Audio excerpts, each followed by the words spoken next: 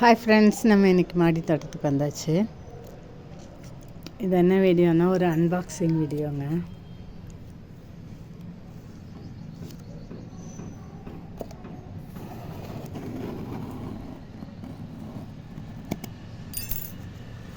அமேசான்லேருந்து ஒரு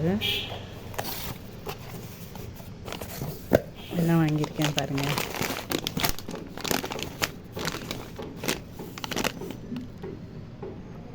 செடிக்கு போடுறதுக்காக எப்சம் சால்ட் வாங்கியிருக்கேன்.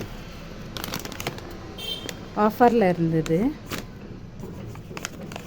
3 பேக்கெட் வந்திருக்கு. 3 பேக்கெட் 4 சம்திங் தான், 429.